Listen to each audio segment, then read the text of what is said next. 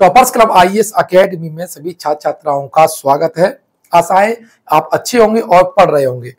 Current affairs की श्रृंखला को आगे बढ़ाते हुए आज 13 तारीख की महत्वपूर्ण जो क्विज है वो आपके सामने है, जो कि विभिन्न साइट से जैसे पीआईबी है, सरकारी वेबसाइट है, वहां से ली गई है और आपके एग्जाम के लिए महत्वपूर्ण रहेंगी भी। ठीक है, टू द पॉइंट चलते हैं सीधे। लेकिन इससे पहले आप लोगों से निवेदन है कि आप लोग थोड़ा कमेंट कर दिया करें, वीडियो कैसा लगा, कोई प्रश्न है तो जरूर लिखिए, हमको बताया करें। पहला प्रश्न है कि दुनिया के सबसे ऊंचे फाइटर एयरफील्ड का विकास कहां किया जा रहा है? लापाच, बाकू, सियाचिन और लद्दाख। इसका जो राइट आंसर है वो आपका है लद्दाख में है। ध्यान रखना, दुनिया के सबसे ऊंचे फाइटर एयरफील्ड में। ठीक, अब यहां समझने की जरूरत है क्योंकि आप सियाचिन लगा सकते थे, बच्चे गलती कर सकते हैं क्योंकि सबसे हाइट पर स्थित ये लड़ाई स्थल है, युद्ध स्थल है, ये मानो।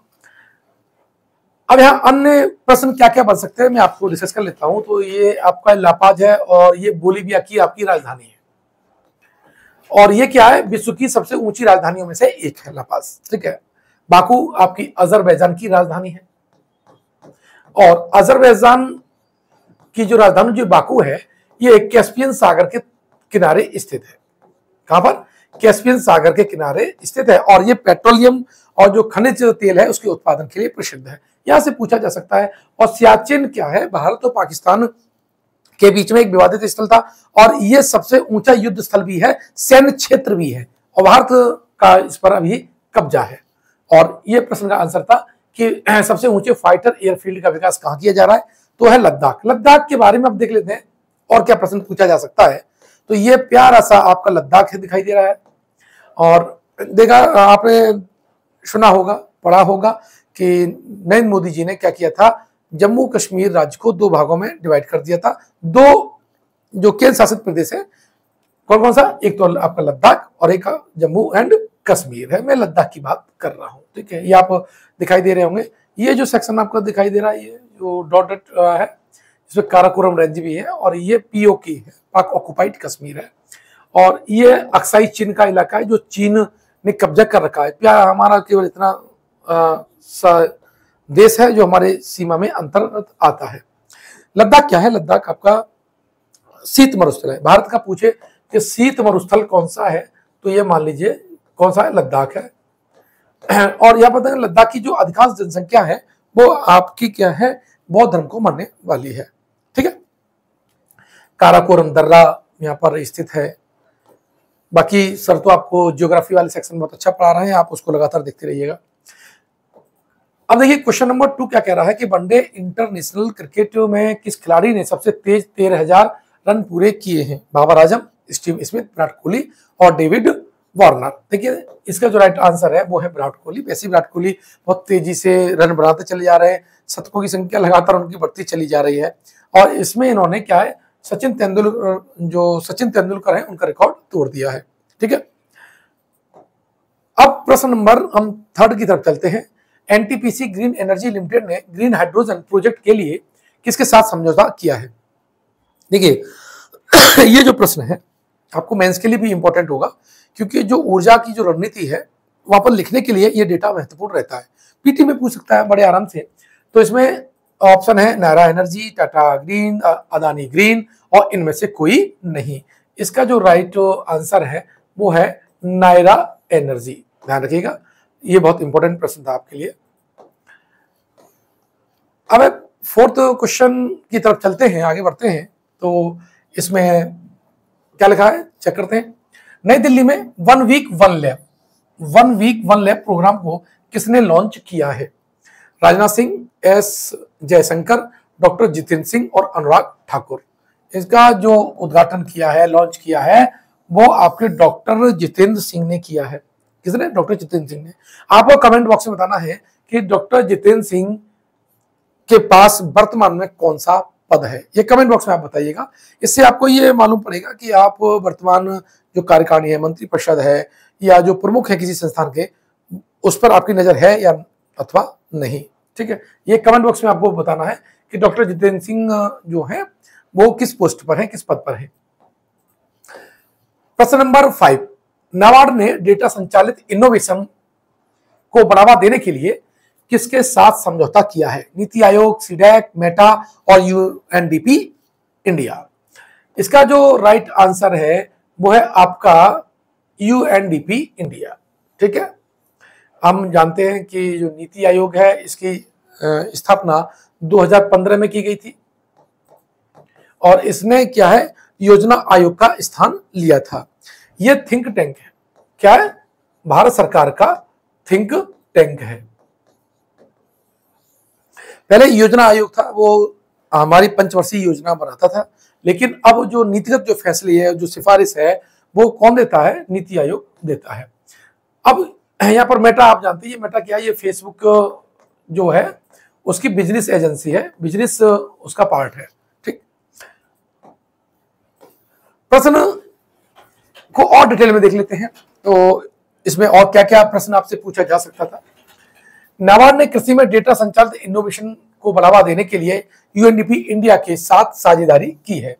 संयुक्त बयान इन दोनों ने, यानी आपके नाबार्ड ने और संयुक्त राष्ट्र विकास कार्यक्रम इंडिया यानी यूएनडीपी इंडिया ने ये कंबाइंड घोषणा की थी। इसका उद्देश्य क्या था कि ओपन सोर्स डेटा साझा करके छोटे किसानों, ध्यान रखना, छोटे किसानों की आजीविका में सुधार करना था।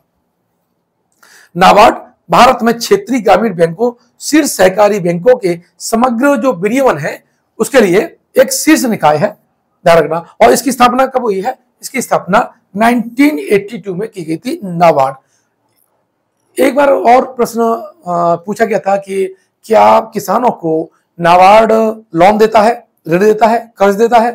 तो इसका आंसर है नहीं, वो डायरेक्ट किसानों को नहीं देता, लेकिन कृषि से संबंधित सारी परियोजनाओं को ऋण देता है। इस बात को गहनता से समझ लीजिएगा कि डायरेक्ट किसानों को ये ऋण नहीं देता है।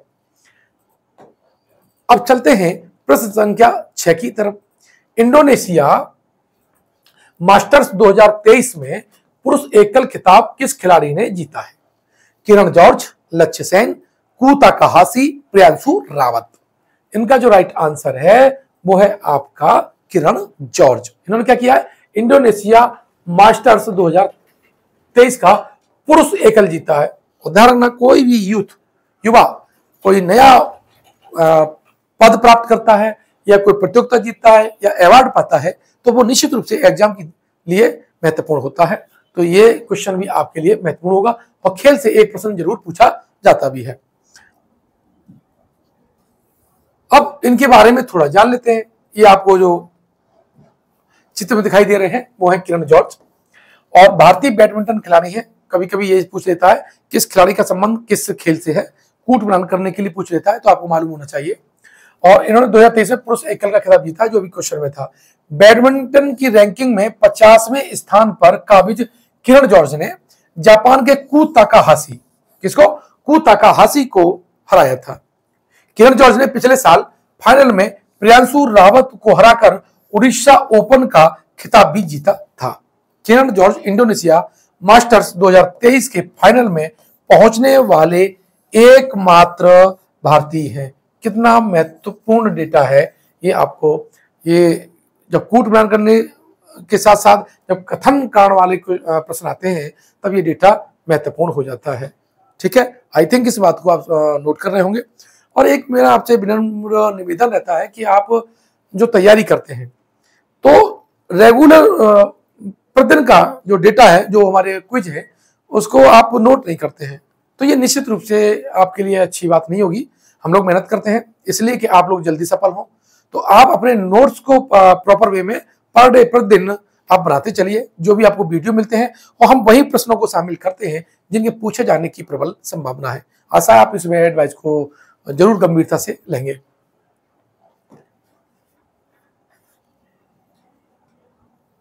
अगला जो प्रश्न है उस पर जाने से पहले आप इंडोनेशिया का थोड़ा सा ज्योग्राफी और राजनीतिक परिप्रेक्ष्य को समझना आपको जरूरी है।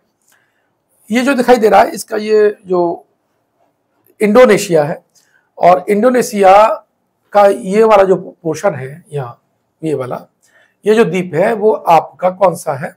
सुमात्रा है, ध्यान रखना। और ये जो कौन सा है, ये जो आपको दिखाई दे रहा है ये आपका जावा है। ठीक है।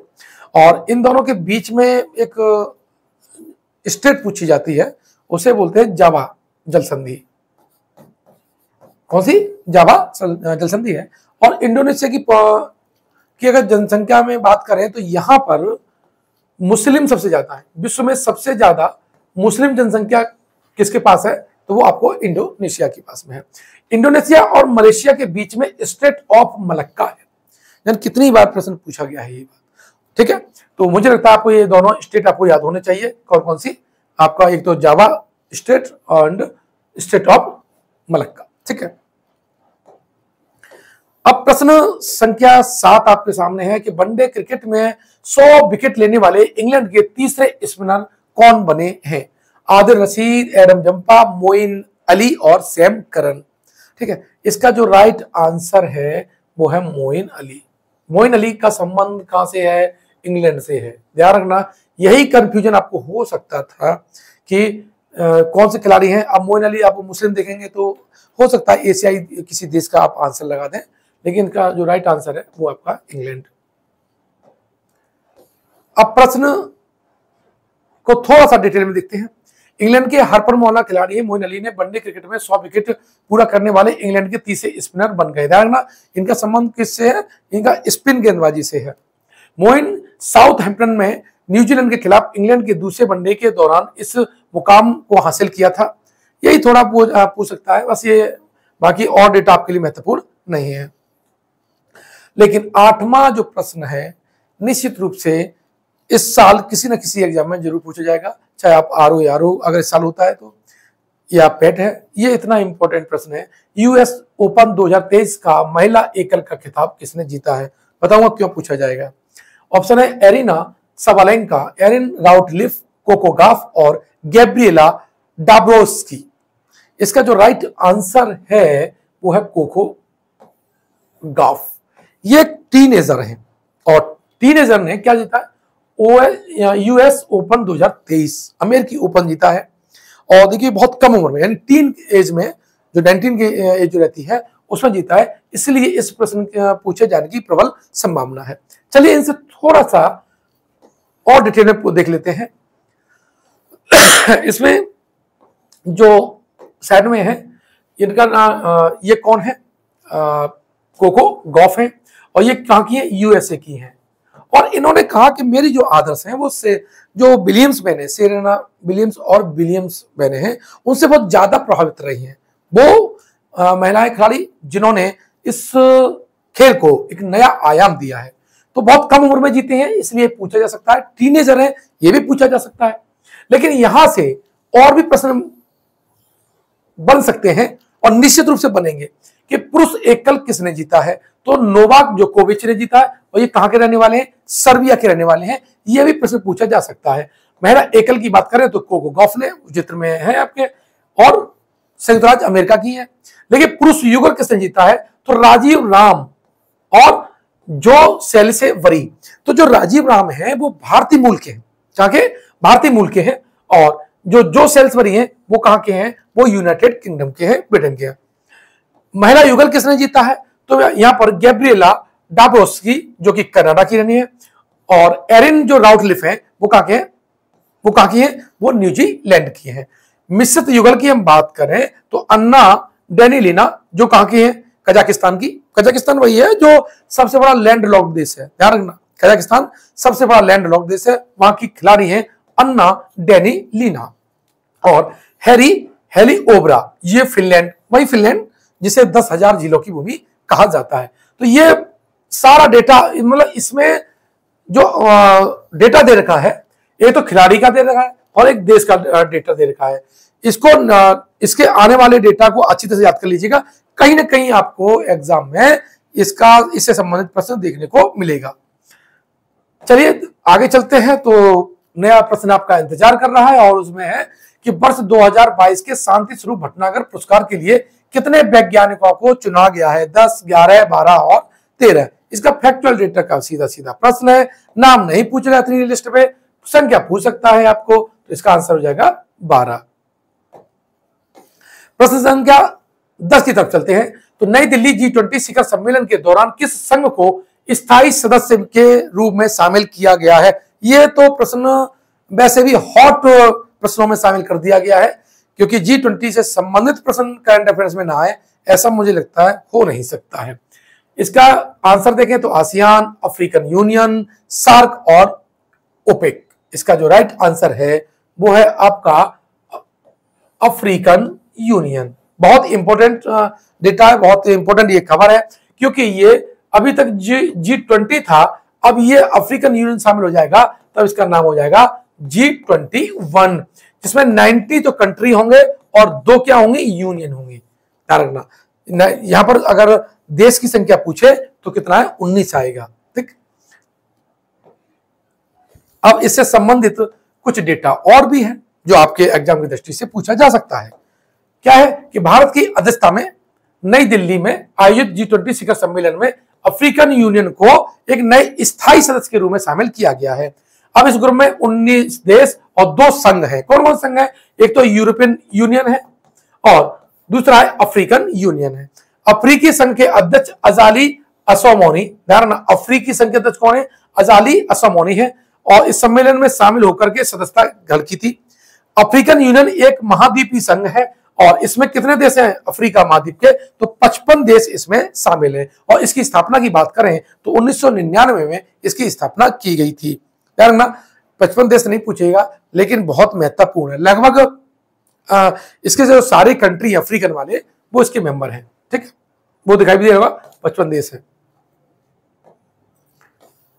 प्रश्न संख्या 11 की तरफ चलते हैं कि सैफ अंडर 16 चैंपियनशिप 2023 का खिताब किस टीम ने जीता है? भारत, बांग्लादेश, भूटान और पाकिस्तान। इसका जो राइट आंसर है वो है हमारा प्यारा देश भारत। इसका ऑप्शन ए आपका सही रहेगा। ठीक है, अब यहां पर इससे संबंध और क्या डेटा पूछा जा सकता है ये आप नोट कर लीजिएगा कि भारत की अंडर 16 फुटबॉल टीम ने सैफ अंडर 16 चैंपियनशिप 2023 के फाइनल में किसको हराया है? बांग्लादेश को हराया है। ठीक है, और ये खिताब जीत लिया। टूर्नामेंट का जो फाइनल कहां हुआ है ये भी प्रश्न पूछा जा सकता है। टूर्नामेंट का फाइनल हुआ था भूटान में, और भूटान की राजधानी कौन सी है? थिम्पू, और वहां के एक स्टेडियम है चांगलिमीथोंग स्टेडियम में यह प्रतियोगिता आयोजित की गई थी, फाइनल वाली। सैफ अंडर 16 चैंपियनशिप के सर्वश्रेष्ठ गोलकीपर के रूप में भारत के सूरज सिंह को सम्मानित किया गया है। यह भी डेटा आपके लिए बहुत महत्वपूर्ण है।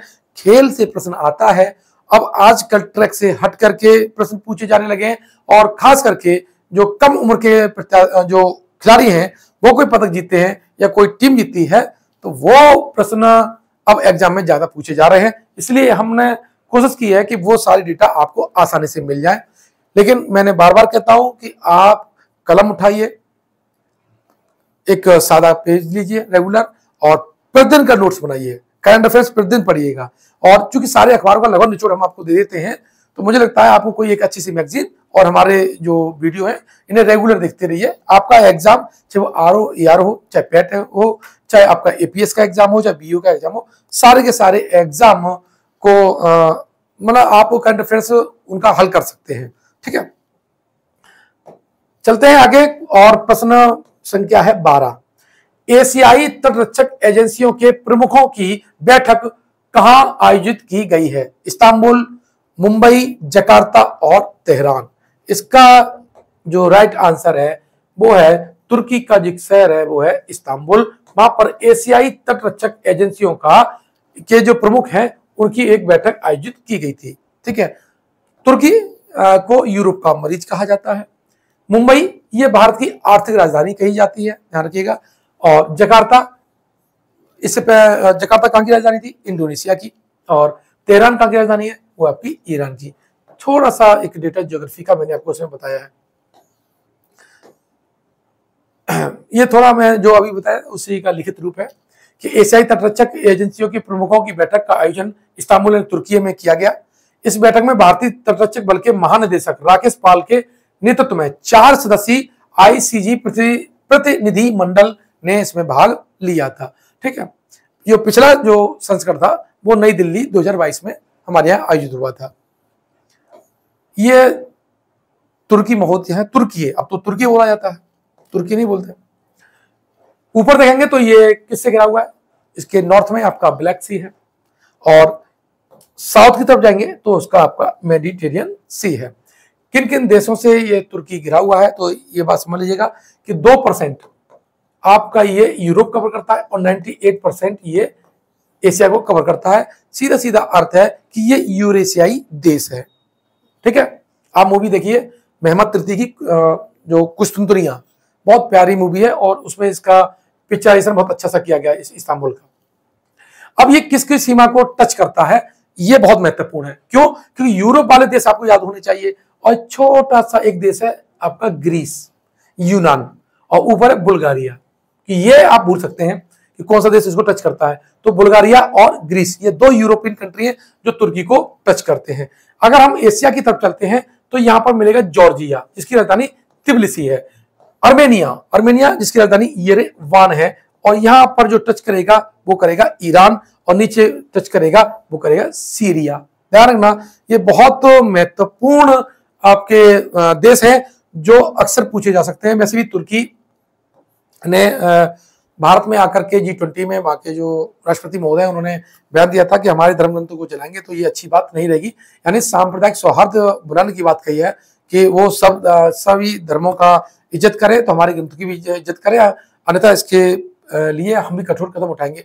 तो ये हालांकि G20 का ये मुद्दा नहीं था, लेकिन उन्होंने एक पूरे विश्व में एक संदेश देने का ये काम किया है। अब प्रश्न आगे बढ़े तो देखते हैं 13 की तरफ चलते हैं। तो नई दिल्ली G20 शिखर सम्मेलन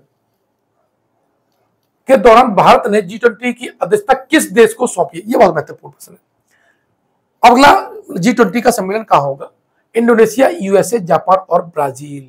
इसका जो राइट आंसर है ब्राजील। ब्राजील किसे? सांपों की भूमि, नृत्यों की भूमि जिसे कहा जाता है, और विश्व में सबसे ज्यादा बायोडायवर्सिटी कहां पर है? आपकी ब्राजील में पाई जाती है। कॉफी कहते हैं, कॉफी का बहुत बड़ा उत्पादन कहां पर होता है? ब्राजील में ही होता है, और ये सबसे बड़ा देश किसका है? साउथ अमेरिका का है।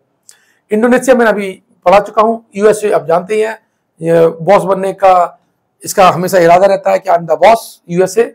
इसकी राजधानी जरूर याद कर लो, वाशिंगटन। लेकिन ये तो आपको याद होगी, याद नहीं है तो थोड़ा सा कंपटीशन की दुनिया में आप बिल्कुल नवेले मान लिए जाओगे। लेकिन इसकी जो नदी है वो है पोटोमैक नदी, यानी वाशिंगटन जो डीसी है ये पोटोमैक नदी के किनारे है। जापान को कहते हैं उगते सूर्य की भूमि। ठीक है, प्रश्न पर जाने से पहले आप थोड़ा ब्राजील का नक्शा देख लीजिएगा। ब्राजील केवल 2 देश अगर छोड़ दिए जाए उसके साउथ अमेरिका के, तो बाकी सब को टच करता है। एक तो किसको टच नहीं करता?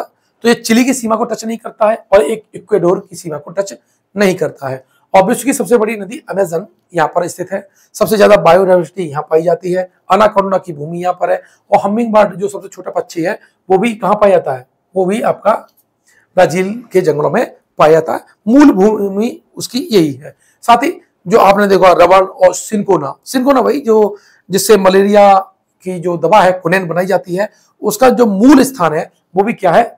ब्राजील है। ठीक है, यूएस ओपन 2023 का पुरुष एकल खिताब जीतने वाले नोवाक जोकोविच किस देश के खिलाड़ी हैं? सर्बिया, स्पेन, बेलारूस और जॉर्जिया। तो इसका जो राइट आंसर है वो है आपका सर्बिया। अब देखो सर्बिया के बारे में पूछा जा सकता है, इसकी राजधानी है, तो इसकी राजधानी बेलग्रेड, जो कि डेन्यूब नदी के किनारे है। किस नदी के? डेन्यूब नदी के किनारे स्थित है। स्पेन की हम बात कर लेते हैं। देखिए स्पेन आइबेरिया, जो यूरोप के जो आइबेरिया देश है, आइबेरिया का जो पठार है या आइबेरियन जो देश है वो स्पेन कहा जाता है। स्पेन की राजधानी आपकी मैड्रिड है। क्या है? मैड्रिड है, और ये मेजेंसियस नदी के किनारे है। किस नदी के किनारे? मेजेंसियस नदी के ये किनारे स्थित है, और यहीं पर आपका नाम सुना होगा मेसेटा का पठार, मेसेटा का पठार। और उस वक्त ये आइबेरियाई का भाग था, और यहीं का जो कोलंबस था जो भारत की खोज में समुद्री मार्ग के लिए निकला था, लेकिन उसने फिर अपनी जो खोज कर डाली किसकी? अमेरिका की। ध्यान रख लेगा, वो स्पेन का ही निवासी था। बेलारूस राजधानी मिन्स्क, जॉर्जिया राजधानी तिबिलिसी। ठीक है, 15वां प्रश्न जाने से पहले सर्बिया के बारे में थोड़ा सा आप देख ले। हमारी टीम एक्चुअली मुझसे ज्यादा काम कराती रहती है और वो इतने इसमें नक्शे डाल देती है तो मुझे बताना पड़ता है, लेकिन आपका इसमें फायदा है। सर्बिया प्यारा सा एक देश दिखाई दे रहा है। ऊपर अगर हम नॉर्थ की तरफ देखें तो हंगरी इसका टच करने वाला देश है, फिर आपका रोमानिया है। लेकिन ध्यान रखना, जो रोमानिया और सर्बिया के बीच में जो डेर डॉप नेशनल पार्क है, जो कि सीडीएस वगैरह एग्जाम में पूछा गया था, ठीक है। और अगर पूर्व में बात करें तो बुल्गारिया, नॉर्थ मैसिडोनिया, एक कोसोवो, मोंटेनिग्रो एंड बोस्निया हर्जेगोविना और क्रोएशिया, इतने देशों से ये घिरा हुआ है सर्बिया। ध्यान रखना, बहुत महत्वपूर्ण है ये आपके लिए। वो यूरोपियन कंट्री जो कि लैंडलॉक्ड है, और एशिया के वो देश जो लैंडलॉक्ड है वो इस साल पूछे जा सकते हैं, विशेष करके आरओ या जो यूपीपीसी 2024 है पीटी, उसमें। तो इसलिए आपको ये डेटा आपको नोट करना पड़ेगा, नक्शे में बाकायदा बनाइए, नोट कीजिएगा और मैप में एटलस में बार बार देखिएगा। सर जो ज्योग्राफी पढ़ाते हैं आपको मैपिंग से सिखाते हैं, तो ध्यान रखना वहां महत्वपूर्ण डेटा है, यहाँ तो बहुत कम है, लेकिन वहां आपको बहुत ज्यादा मैटर मिलेगा। इसलिए ज्योग्राफी है, पॉलिटी है, वो वीडियो पूरे शुरू से लेके एंड तक देखा करिएगा, ठीक है। अब यहां पर बात करते हैं अंतिम प्रश्न, G4। अभी तो G20 के साथ साथ G4 भी हाईलाइट था। G4 समूह जो हाल ही में खबरों में रहा, निम्नलिखित में से कौन से देश इसके सदस्य हैं? G4 की बात कर रहे हैं, ब्राजील, भारत, जर्मनी और जापान। नीचे दिए गए कोड का उपयोग करके सही उत्तर दीजिएगा। तो G4 में 4 देश हैं। देखो G20 तो आपने पढ़ा होगा, लेकिन G4 की बात करें तो G4 में आपका ब्राजील आता है, भारत आता है, जर्मनी आता है और जापान आता है। आशा है कि आपने ये प्रश्न अच्छी तरह से किया होगा। आप हमारे जो कोर्स है, हमारे साथ बहुत सी जो सुविधाएं हैं वो हमारे मोबाइल एप्लीकेशन पर भी ले सकते हैं। आप प्ले स्टोर पे जाइएगा और टॉपर्स क्लब आईएएस एकेडमी आप टाइप करिएगा तो हमारा वहां पर एप्लीकेशन मिल जाएगा। वहां पर आरओ और एआरओ का जो न्यू बैच है उसका डेटा दे रखा है। आप कोर्स अगर परचेज करना चाहते हैं तो वहां से परचेज कर सकते हैं। वहां पर यूपीएससी फाउंडेशन बैच 2024 और 25 भी चालू हो चुका है। पीसीएस 2024 का फाउंडेशन बैच चालू हो चुका है। आरओ ईआरओ एग्जाम 2023 कंटिन्यू है। बीओ एग्जाम 2023 कंटिन्यू है और अपर निजी सहायक परीक्षा 2023 का भी बैच कंटिन्यू है, ठीक है। अगर आप ये वीडियो YouTube पर देख रहे हैं तो हमारे चैनल को सब्सक्राइब कीजिएगा, कमेंट कीजिएगा, लाइक कीजिएगा, मित्रों तक शेयर कीजिएगा। अगर ये वीडियो आप फेसबुक पर देख रहे हैं तो हमारे फेसबुक पेज को लाइक कीजिएगा। मिलते हैं नेक्स्ट वीडियो में, धन्यवाद।